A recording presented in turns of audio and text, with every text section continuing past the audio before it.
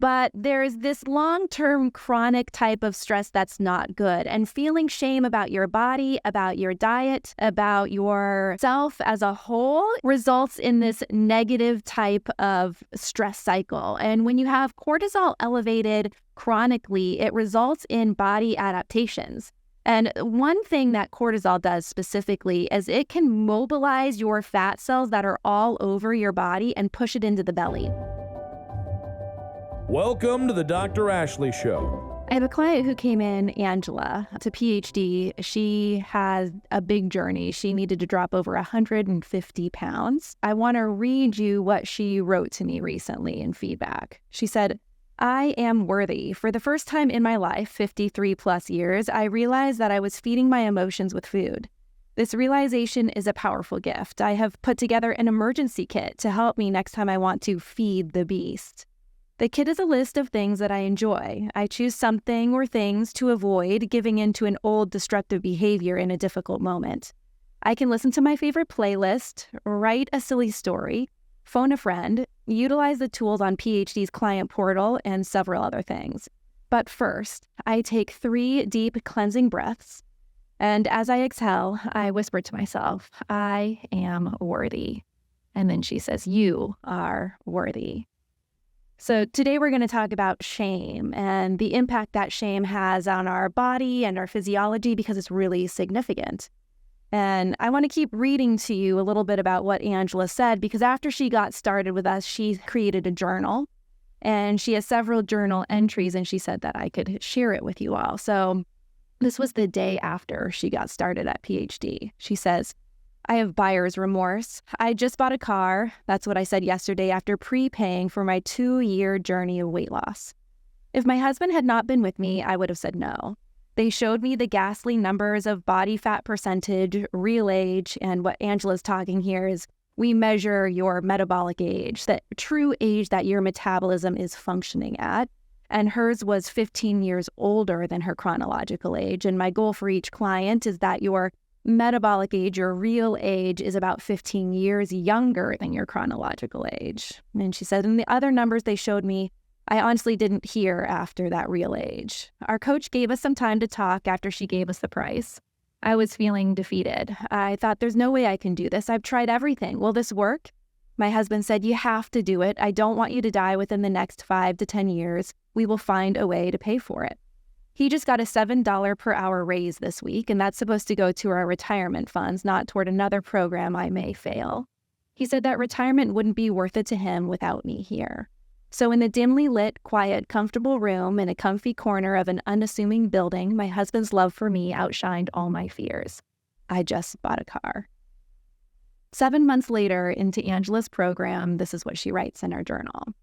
I'm down 77 pounds. I'm halfway to goal. The car I bought is working great. It's loaded with tools that have begun tuning up my 53-year-old body, mind, emotions, and spirit. The counselors have guided me with encouragement, praise, and redirection. They remind me weekly that I am worthy of a long life. I deserve to let go of the poison that was injected in me over the years. Poisonous words from others, poisonous thoughts, and deadly foods that had been used in excess to try to hide my true self from pain. Destructive behaviors that were deeply rooted are being uprooted. Thought patterns are being redirected from self-defeat to self-love. I'm enjoying the car full of tools that I purchased. Sometimes it's painful, frustrating, and irritating to do the work. The benefits are worth the work. I am worth the work. I am worthy. My husband, he's still my biggest fan. So I wanted to share that with you because shame is huge when it comes to our success. And you can see how Angela has been working through the shame and the guilt and the destructive thoughts that plagued her over the years that didn't help her achieve the body and the health that she wanted for herself, that she wanted for her husband, and that her husband wanted for herself. And it's not just Angela that has struggled with shame. Shame was the name of the game for me as well. For those of you who don't know my backstory, I was a professional ballet dancer for the first half of my life, and it was met with a lot of pain and challenges. And despite working so hard and restricting calories like crazy and trying to fit within the mold, I was met with frustrations and challenges and injuries. You know, I pushed my body to do things that it didn't want to do. I didn't focus on nourishing my body. And despite restricting calories like crazy, I still was told that I was fat countless times. I had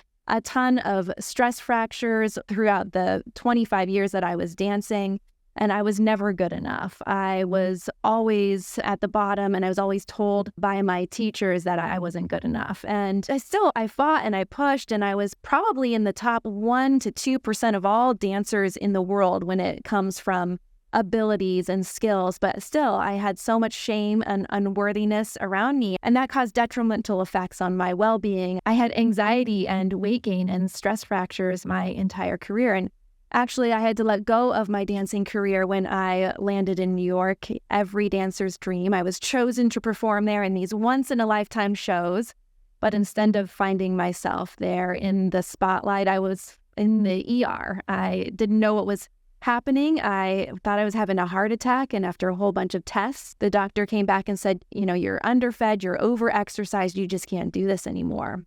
I didn't know what to do with myself. I felt like I was failing again, stepping away from this career, this sport, before many would have said that I made it. But I am happy that it landed this way because it pushed me in and propelled me into learn about metabolism and nutrition to support you and support others to overcome the challenges that I had. And that's what, directed me into getting my PhD in sports nutrition and chronic disease and becoming a registered dietitian and challenging the conventional wisdom when it comes to everything nutrition and weight loss related.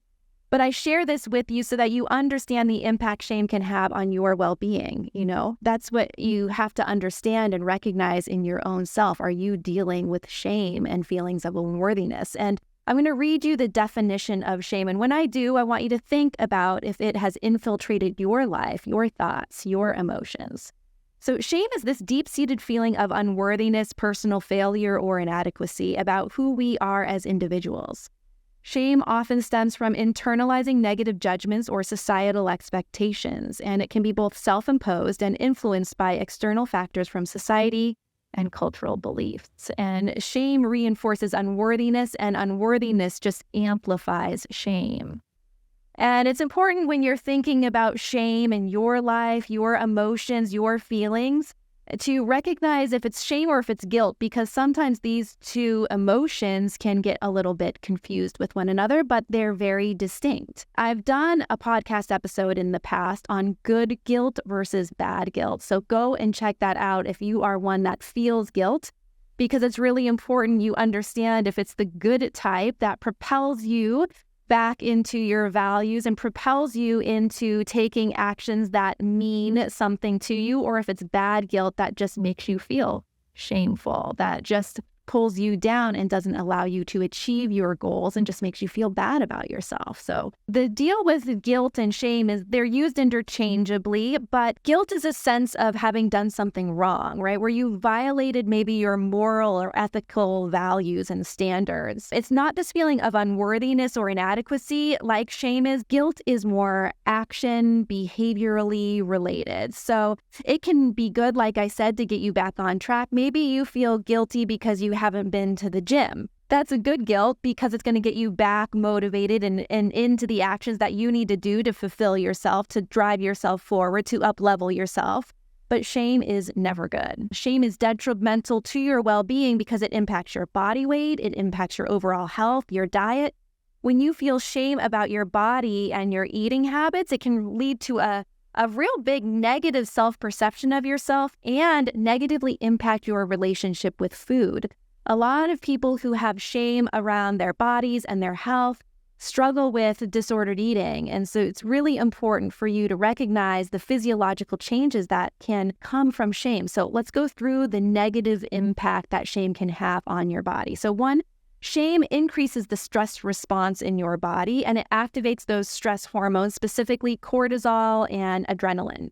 Now, some kind of stress is helpful, and that's the acute type of stress. So you might feel the acute type of helpful stress when perhaps you sleep in past your alarm. For example, for me, maybe I sleep past the alarm, I wake up in a fury because I recognize I have to get the kids to school on time. So I've got cortisol up, epinephrine, adrenaline. I'm like in this fight or flight movement, but it's helpful because, man, I get up, I wake up those kids, I make their lunch in the quickest time I've ever done, load them all in the car, and they get to school just 10 minutes late. So that's the type of good acute stress, and I'm sure you've had your own scenarios that you can label as such.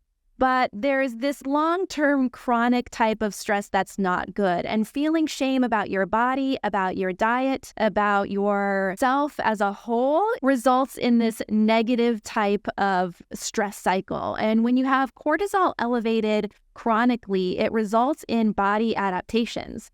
And one thing that cortisol does specifically is it can mobilize your fat cells that are all over your body and push it into the belly. And I've done a lot of talking and previous episodes on visceral fat, so go back and listen to those. But visceral fat is the deep belly fat. It fills up the organs, it wraps around the organs, it squeezes them tight, and it's over time building its own blood vessels. And so this fat mass that's in your belly, and this is the stuff that fills up the organs, remember, it's not the stuff that you can melt or suck out or freeze or sculpt. This is the stuff that if you were to take a slice of your liver would look like a Kobe beefsteak, you know, that white marbling that goes in there. So over time, those blood vessels develop, and this visceral fat actually starts to secrete its own hormones. And it secretes inflammatory hormones. One of the major ones is interleukin-6. It causes inflammation throughout the body. It's linked to a whole host of negative health consequences. You do not want to have visceral fat in your belly. It is like kryptonite. It changes the color of your skin. It changes the way your face looks. It's linked to cancer. It secretes aromatase, which in you men takes your testosterone and converts it into estrogen. It therefore impacts your sex drive. Like, you do not want to have this belly fat. And if you have chronic levels of stress in your body as a result of feeling shame, you're going to have high levels of stress, cortisol, and that belly fat circulating in there, and you do not want to have that. It also dysregulates your immune function. So it doesn't allow the immune function to up level when you get sick. As a result, you're going to have a slower response when you do get sick. You'll have more infections and a slower response in general if you get injured. The chronically elevated hormones as a result of this stress response also increases inflammation, and inflammation, like I said, impairs your immune response, but it also creates metabolic syndrome. And that is when you go to your doctor and they tell you that you have type 2 diabetes or prediabetes, high cholesterol, high blood pressure.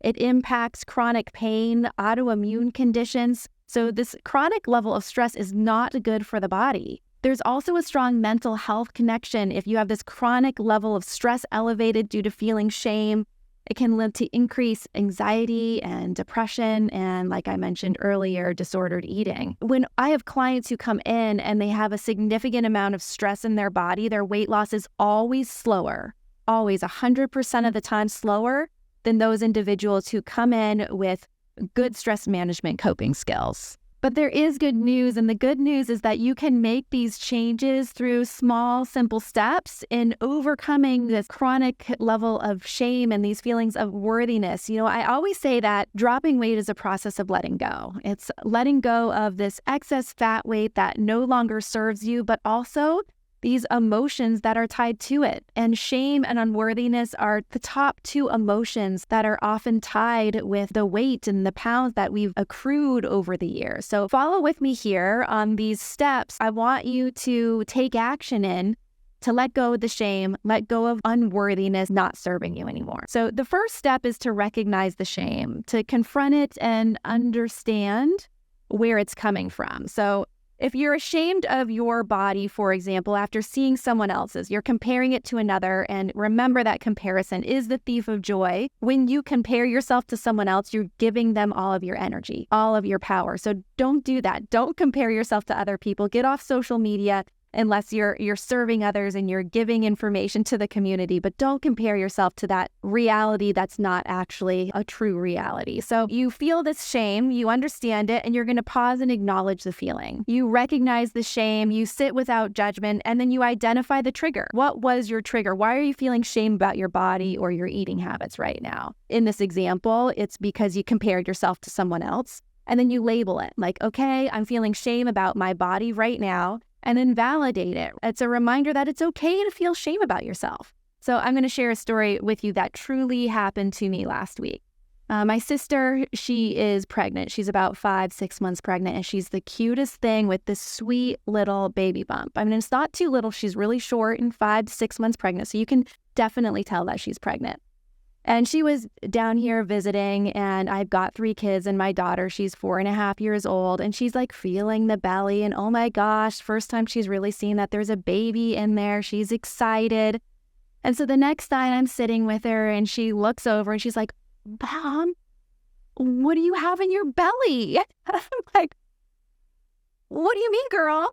She's like, well, oh my gosh, it looks like Jane's. Is there a baby in your belly? And I'm like, no, there's no baby in this belly. She's like, what is it? And she like did not believe me that there was no baby in the belly. She pulls my shirt up. She looks at my stomach, and I'm like, girl, that's just dinner. It's dinner, and I had some like water and oh my gosh, that was definitely triggering for me, and I felt shame about my body. Here I look like my sister who's 5 to 6 months pregnant and super cute, but I've got no baby in there. So I actually sit with it. I sit with it. I'm like, okay, that I feel shame about that. What was the trigger? Well, it was my daughter telling me that I look 6 months pregnant. That was a clear trigger. And then I think, okay, there's no judgment there. It's okay to feel shame. Like, I think most of us women wouldn't feel quite good about that. But then I also am thinking, okay, how can I take action about this? I don't really want to look 5 to 6 months pregnant. It's just not something that I want to embody. And so I think about it, and I know that I've been dealing with some pretty bad sciatic nerve pain down my back, because what I didn't share with you earlier is one of those bones that I did fracture because I had poor nutrition and was restricting myself like crazy was a stress fracture in my back. And I didn't allow it to heal. I didn't nourish myself. I just pushed through it. And as a result, today here, 30 years later, I am struggling because of it. But it's pulled me away from lifting heavy things. And while I always say that exercise is not a great weight loss tool, it is an important wellness tool. And while it tones this mother of 3 here and makes me stay a little bit more firm in the stomach. And I recognize that I haven't been able to lift heavy as a result of that injury. So I keep moving, of course. I'm do some kind of form of movement or exercise every day, but it's not been as intense because I've been, comforting that injury. And so I just know that I've got to focus there, got to get back to it. It is time to start lifting heavy again, and I'm just going to have to find a roundabout way to do it because I'm not okay looking 5 to 6 months pregnant.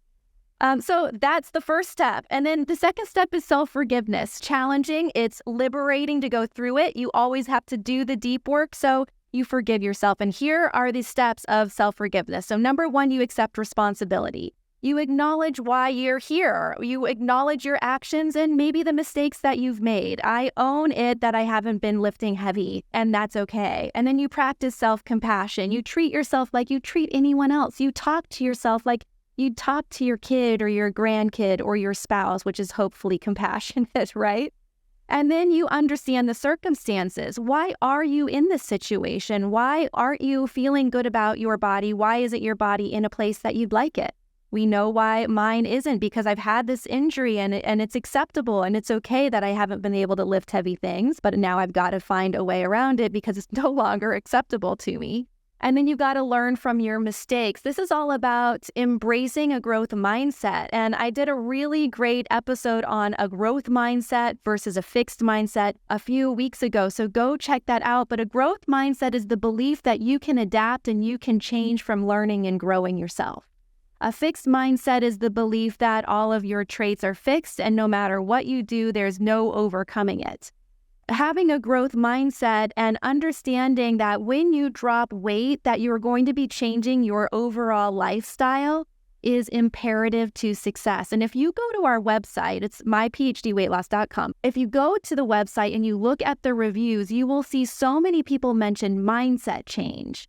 They'll mention changing their lifestyle. They'll mention growing and learning. And this is what you've got to do to be able to drop the weight and keep it off. I'm going to read you another client experience that I think embraces this idea of needing to change your lifestyle, which means having a growth mindset as you go and drop the weight. So this is from Steven, and he says, "My wife and I have been on the PhD lifestyle program for 6+ weeks now. It has been a joyous ride. Of course, some small bumps, but nothing to set us off track. The resources are wonderful. The weekly check-in for accountability and encouragement is the best. The weekly emails, videos are all top-notch. We have stayed our course through a family reunion vacation, through picnics and other activities. As of this day, I have burned off 22 pounds of visceral fat and my wife a bit less. This is the best lifestyle change we have ever participated in. I say that as we never did change doing other diet type things and always bounce back to our previous weights and more. It takes a bit to get used to the food changes, but they seem normal to us now and easy to follow. For us, so far, so good with high recommendations from the Chases. So you can hear the words that he used, the lifestyle change of getting through family reunions and vacations. These are all the things that we need to do as we embrace self-forgiveness, but accept this growth mindset. Then we need to release the negative emotions, right? Share your stories, share them with others, get support, but talk about your emotions, your feelings, the self-blame. And once you get those out there, you'll be aware that they really don't make sense.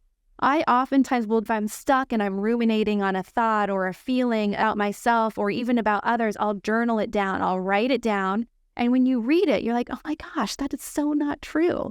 I have a life coach and she has me go through and she'll call it a purge and she'll have me write down everything that I'm thinking about. And then I have to pick out where I'm a chicken, or where I'm being a weather reporter and I'm sharing a story that really isn't true. So if you have these feelings about yourself, I urge you to purge all of those negative emotions down so you can let go of them and really see them for what truth or really lack of truth there is in those stories. And then you've got to practice self-care when you're forgiving yourself. So nurture yourself with activities that you enjoy, getting outside, moving your body, listening to music, meeting with a friend or someone who you really love. These are all nourishing things that you've got to do for yourself. When I was dancing, I never did that. I punished myself. I judged myself. It was all really negative, and my body just wouldn't respond in the way that I wanted to. And it's no wonder why. And then as a third step, you're going to reframe those thoughts and beliefs about your bodies. You're not going to focus on societal norms. If you're dropping weight because you think you should because of a societal expectation, or because of how someone looks at a party or an event or on a magazine, that's the wrong reason why you need to be dropping weight. Your why should be wrapped around you and the people who you love. And the fourth thing that you want to do to overcome shame and feelings of unworthiness is to speak positively around nourishing your body with healthy foods. So oftentimes we think that eating unhealthy is the reward. We think that eating healthy is a job that we've got to do. It's unpleasant. It's not satisfying, like we never have enough. But really, if you think about your why and what you want is likely energy and vitality. You want to be able to give back to community. You want to be functional and physical and have fun with your kids and your grandkids. You want to be able to take them places, get down on the ground and back up. You want to be able to bring in your groceries from the car without feeling pain. You want to be able to get up off the couch and go make yourself something delicious to eat or use the bathroom. These are the things that we're talking about. And eating healthy is what gives you all of the energy and the capabilities to do that. So I want you to be careful and be aware of not only how you speak positively around your body and how you give your body self-forgiveness, but also how you talk around eating healthy. When you eat healthy, I want you to imagine that you're giving your body all of the energy and vitality. So how would you speak about that food? You might say, oh my gosh, this healthy food, whatever it might be, this is so indulgent. It's so satisfying. I feel like I have enough. I'm giving my body self-respect by saying no to the foods that don't love me back. This is actually a really important step in releasing feelings of shame and unworthiness, is how you speak to yourself not only about your body, but also about the foods that you're fueling your body with. And then the fifth step is to focus on the gain rather than the gap. So there was a really great book written out by Dan Sullivan, and he's a strategic coach helping high achievers achieve more happiness and fulfillment. Because, most high achievers, they have a difficult time finding fulfillment in what they do. They're always ambitious, but always looking to the next thing and not enjoying what they've done. So Dan Sullivan wrote this book called the gap and the gain. And the concept here is that most high achievers, and I'm relating this to weight loss because I think it's true here, most people who are high achievers or most people who are dropping weight focus on the gap. And what I mean by the gap is they look at where they are right now and where they have to go. So if we look at Angela, she was dropping over 150 pounds. Think about if she would just thought about the 150-pound mark and how overwhelming that whole journey would be. All the steps that she'd need to take, what she'd need to eat, everything that she'd need to do day in and day out. Looking at the gap is overwhelming. Instead, what we want to do, what I encourage you to do, is to look at the gain. So you look back at where you started to where you are today. So if you look at Angela, when she wrote that, 7 months in review, she's not going to necessarily be, oh my gosh, I've got 7 more months to go or however long. I've got halfway that I need to keep going. Oh my gosh, this is overwhelming. How am I going to stay motivated? Instead, what she's going to do is she's going to look at the gain and look at where she came from. All the changes she's already made, you can tell it was a totally different person speaking in that 7-month journal entry than it was on day one, when she was filled with shame and unworthiness, and her husband had to fill that up for her because she didn't have it herself. So what I want you to do as you're releasing shame and unworthiness, you're not going to feel that as much when you're looking at the gain. Go back 6 months ago, go back a year ago, and look at where you are and how far you've come. That's imperative to drop weight successfully and keep it off. So here are the steps. You're going to recognize and label the shame. You're practicing self-forgiveness and compassion. You're reframing your thoughts. You're focusing on the gain over the gap. And when you do that, you can overcome shame and you can foster this healthy relationship with yourself and with food. So before I let you go, I want to read an excerpt from The Pump, which is Arnold Schwarzenegger's newsletter. And just a few weeks ago, I watched his series on Netflix. It is great. His mindset is amazing. I love it. And you should check it out if you haven't watched it yet. But this newsletter is great. It's called The Pump. And a client just like last week messaged me and said, you've got to look at this. And so I want to read you this. It was a fellow messaging him through Reddit, messaging Arnold. And the fellow said, I know this is pandering, but I've been depressed for months and I haven't hit the gym during that time. Mr. Schwarzenegger, can you please tell me to get off my lazy ass and hit the gym? I swear to everything I hold dear that I will snap out of it and go. And Arnold writes back, I'm not going to be that hard on you. Please don't be that hard on yourself. We all go through challenges. We all go through failure. Sometimes life is a workout, but the key thing is you get up, just move a little, roll out of bed and do some push-ups or go for a walk. Just do something, one step at a time. I hope you feel better and get back to the gym. But don't beat yourself up because that's useless talk. It doesn't get you closer to the gym, and don't be afraid to ask for help. Good luck. And the guy writes back, I'm not kidding. I just jumped out of bed when I received this notification. Arnold, thank you from the bottom of my heart for taking the time to reply. I'm getting dressed and heading to the gym. I'll be doing 5x5 routine squats, overhead press, deadlift to get the rust off, and we'll snap out of it. Thank you. I wish everybody reading this comment could know how good it feels to have Arnold Schwarzenegger personally give you encouragement. I feel overwhelmed in a good way, and as cliche as it sounds, I do have tears of joy in my eyes. Off to the gym. And then Arnold goes on to say, but here's my favorite part about this. The Redditor didn't just get out of a funk and go into the gym. He started spreading positivity to everyone else who was inspired by this thread. As of a year ago, he was still working out regularly and pumping people up on Reddit.